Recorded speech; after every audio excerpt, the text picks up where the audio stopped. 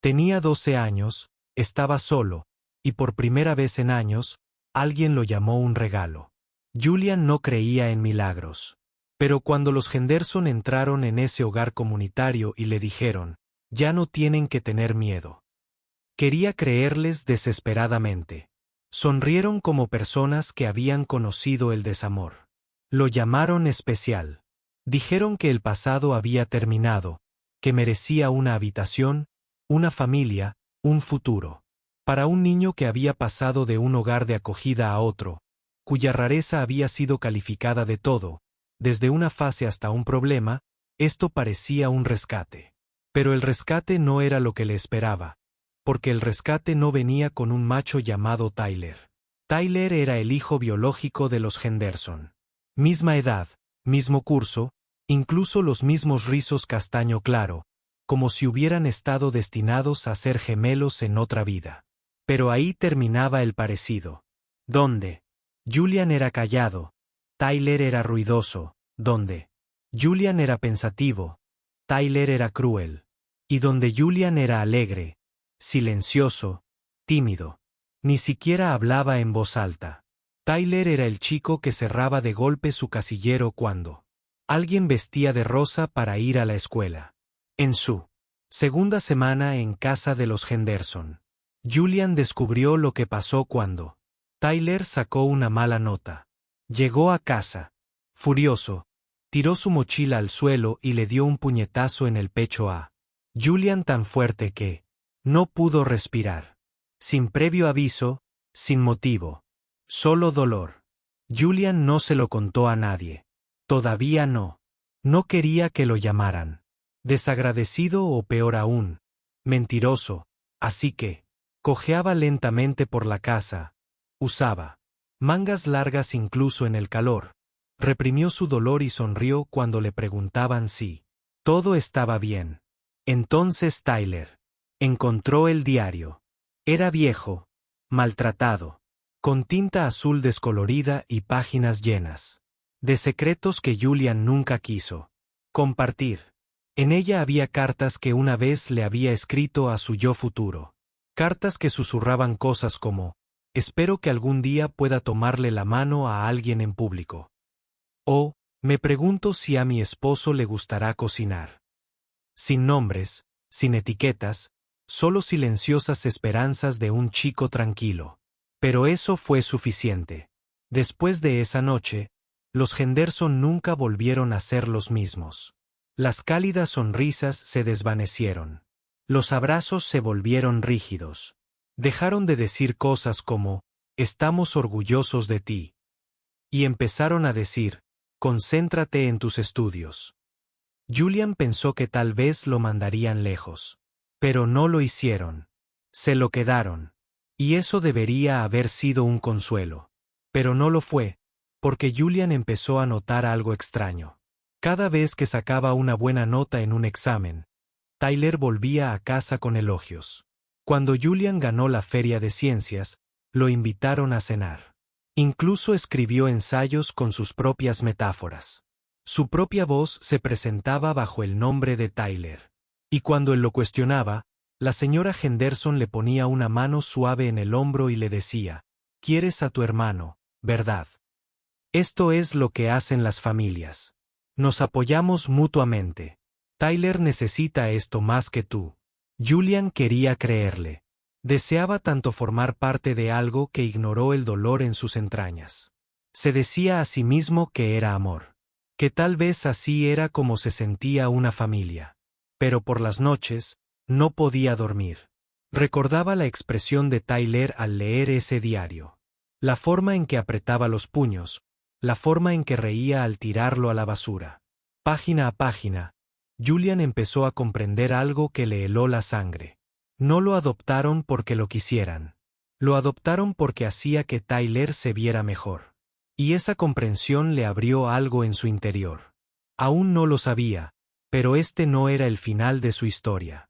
Era el principio. Si alguna vez te han hecho sentir invisible al llevar el nombre de otra persona, esta historia es para ti. Síguenos en eArt Story, donde se alzan voces inauditas, una verdad a la vez. Julian estaba sentado a la mesa de la cocina con un lápiz en la mano y un examen vacío frente a él. No era su examen, ni su nombre, solo el de Tyler. La señora Henderson estaba detrás de él con los brazos cruzados, con una voz dulce pero firme. «Eres tan inteligente, cariño. Y Tyler luchó tanto. Si de verdad quieres quedarte en esta familia, así es como se demuestra amor». Esa palabra amor había empezado a sonar como una trampa. Empezó con un examen, luego otro, luego tareas enteras, ensayos, informes de libros, trabajos científicos. Cada vez que Julian plasmaba su brillantez en papel, lo firmaba Tyler Henderson. En la escuela, Tyler se convirtió en una leyenda silenciosa. El chico que de repente sacaba solo sobresalientes. El chico que escribió un ensayo que hizo llorar a la profesora de inglés. El chico que recibió aplausos en una asamblea escolar por un proyecto de robótica que ni siquiera había tocado. Julian lo había construido solo en su habitación compartida.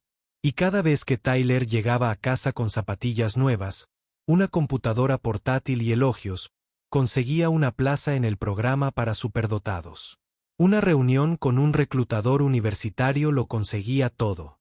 Julian, una tarjeta de transporte público y un frío agradecimiento. Peor aún, cada vez que dudaba, se lo recordaban. ¿Sabes cómo eran esos hogares? No quieres volver a ser un número, ¿verdad? Repetían su pasado como una historia de fantasmas. Las noches que pasaba encerrado en el sótano. El chico de un hogar que intentó prender fuego a su cama. La vez que pidió ayuda. Y lo llamaron mentiroso. Todo se convirtió en combustible para su control. Estás a salvo. Aquí, decían. Solo ayuda a tú. Hermano. Sé útil. Y Julian se quedó. Callado. Escribía los ensayos. Hacía los exámenes. Memorizaba el horario de Tyler para compararlo con las muestras de escritura. Pero por dentro, algo dentro de él se quebró y se quedó. Quebrado. Así que empezó a guardarlo todo. Escondía los moretones tras las mangas, pero tomaba fotos cuando nadie veía. Lo escribía todo en un diario digital protegido con contraseña. Fechas, respuestas de exámenes, devoluciones de calificaciones. Tomó capturas de pantalla de correos electrónicos, fotos de trabajos calificados con el nombre de Tyler, pero su escritura, todo iba a un disco duro oculto. Ya no solo estaba sobreviviendo, estaba documentando. La única persona que notó las ojeras de Julian era Marcus. Marcus se había sentado 2 filas detrás de Julian en la clase de inglés y una vez le pasó una nota que decía: «Tu poema fue el mejor de la clase. Sé que Tyler no lo escribió». Esa frase lo cambió todo. Marcus no presionó. No hizo preguntas. Pero se sentó junto a Julian a la hora del almuerzo. Lo acompañó hasta la parada del autobús. Le ofreció una especie de seguridad discreta. No de la que necesitaba pruebas, sino de la que hacía que Julian sintiera que tal vez no estaba loco. Y por primera vez en meses, Julian se sintió visto. Empezó a abrirse, no con palabras, sino con miradas, sonrisas discretas. La forma en que dejaba que Marcus llevara su libro de texto extra. Una tarde, Marcus vio a Julian estremecerse cuando alguien dejó caer una bandeja en la cafetería. No fue un ruido fuerte, pero todo el cuerpo de Julian se sacudió como si lo hubieran golpeado. Fue entonces cuando Marcus preguntó suavemente: «¿Quieres hablar con alguien?». Julian negó con la cabeza, pero la semilla ya estaba plantada. Por la noche, miraba la carpeta etiquetada como verdad y se susurraba a sí mismo: «Todavía no, pero pronto». No estaba listo para revelarlo todo, pero se acercaba. Julian se despertaba cada mañana con el mismo ritual. Estirarse con cuidado, revisarse los moretones, mirarse al espejo en busca de algo que no pudiera ocultar. Tyler había aprendido a no dejar marcas donde la gente pudiera ver. Un rodillazo en el estómago, un puñetazo en las costillas, un empujón por las escaleras, todo preciso, calculado. Nunca la cara, nunca una cicatriz que no pudiera explicar. Cuando le preguntaban por qué cojeaba, Julian decía que se había tropezado en la acera. Cuando hacía una mueca a la hora del almuerzo, le echaba la culpa a un virus estomacal. Y cuando alguien le preguntaba por su creciente silencio, simplemente sonreía, una sonrisa débil y vacía. Se decía a sí mismo que era más seguro mentir que arriesgarlo todo. Porque si hablaba y no le creían, no solo perdería a los Henderson. Perdería su escuela, su progreso, incluso a Marcus. Podría terminar de vuelta en un hogar comunitario, durmiendo bajo una luz parpadeante, aferrado a una sudadera con capucha en lugar de una almohada. Los Henderson estaban apretando el control. Instalaron cámaras en la sala y el pasillo por seguridad. Monitorearon el historial de su portátil. Su diario desapareció y la señora Henderson mencionó casualmente lo fácil que era olvidarse de borrar borradores antiguos. Entonces llegó la verdadera invasión. La señora Henderson comenzó a ser voluntaria en la escuela. Todos los días estaba allí organizando ventas de pasteles, supervisando la biblioteca, pasando por la puerta de su aula, sonriendo, observando, asegurándose de que Julian nunca tuviera un momento a solas para susurrar, pedir ayuda, respirar. Se sentía como una jaula con barrotes de terciopelo, una vida controlada en nombre del amor. Entonces Julian encontró el mensaje. Estaba enterrado en una vieja carpeta del sistema de correo electrónico de la escuela. Probablemente lo dejaron por accidente, nunca lo borraron. Era de alguien llamado James.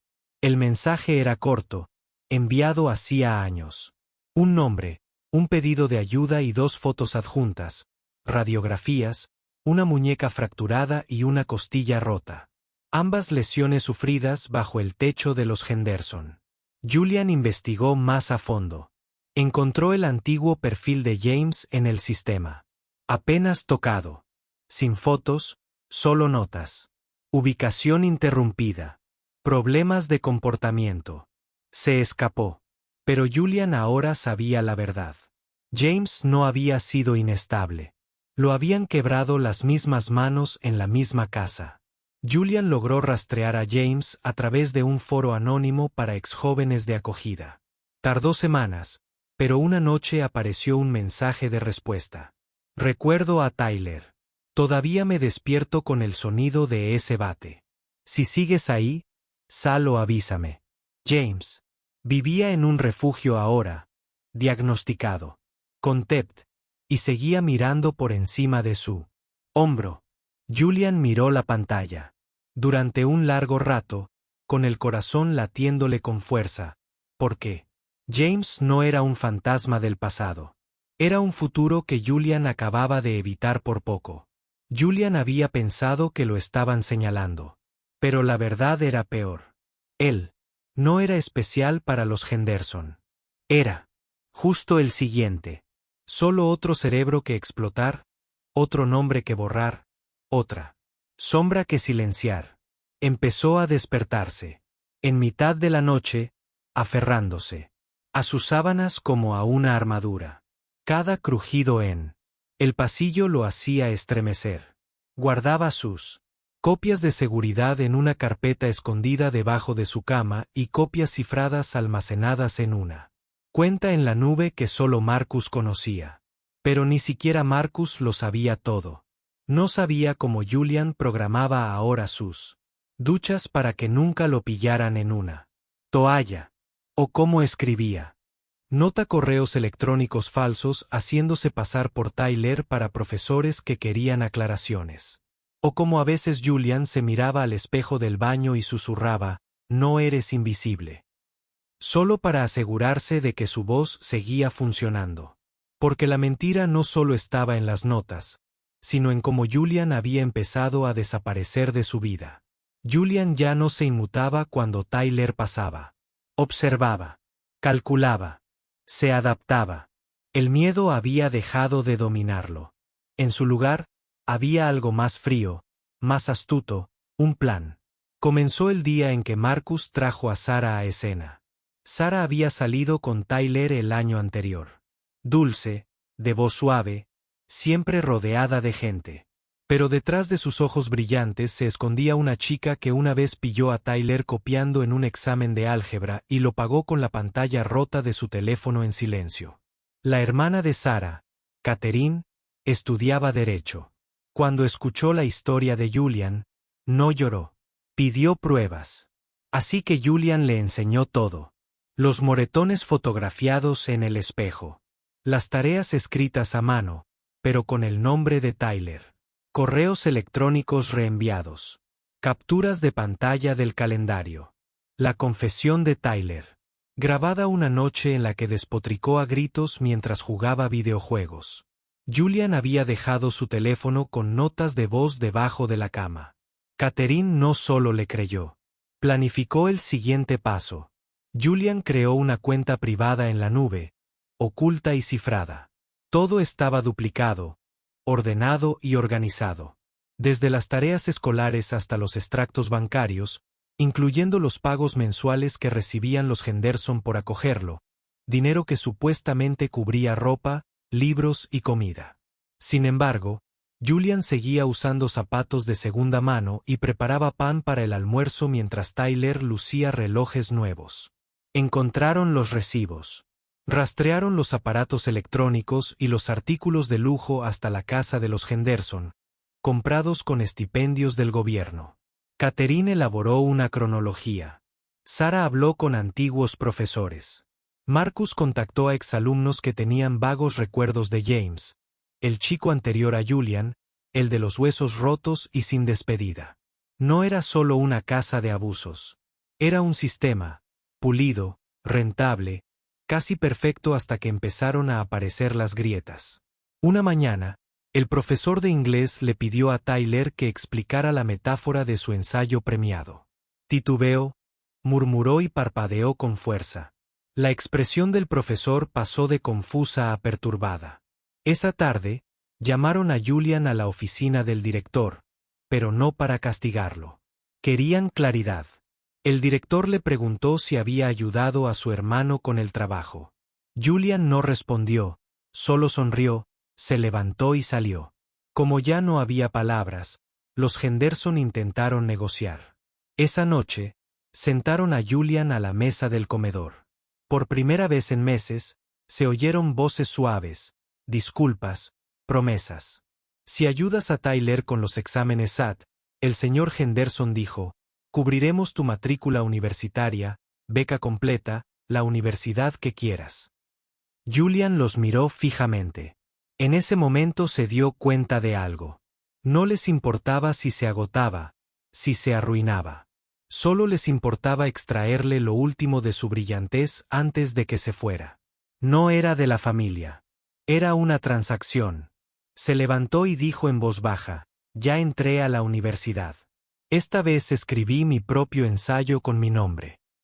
En la siguiente reunión de padres y maestros, el auditorio de la escuela bullía con la energía habitual.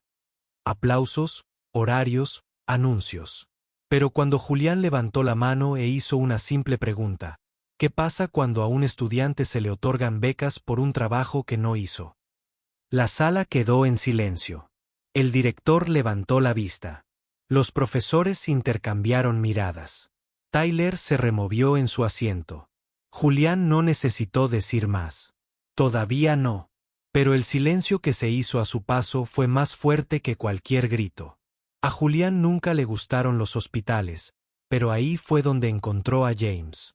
En un rincón tranquilo de una clínica de acogida pública, junto a paredes descascarilladas y luces parpadeantes, estaba sentado el chico que lo precedió. James parecía mayor de lo que era, más delgado, cansado, pero sus ojos, aunque cansados, aún tenían la agudeza de quien lo recuerda todo. Julián se sentó frente a él. No tuvo que decir mucho.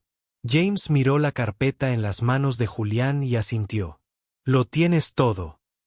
Julián la abrió. Fotos, notas de voz, documentos. James agregó su propio historial médico de una fractura de muñeca. Informes policiales que nunca presentó. Una carta que una vez intentó enviar a los servicios sociales, pero nunca terminó. Juntos, firmaron declaraciones. Catherine las entregó. Ya no era solo una historia. Era un expediente. Entonces llegó el momento inesperado.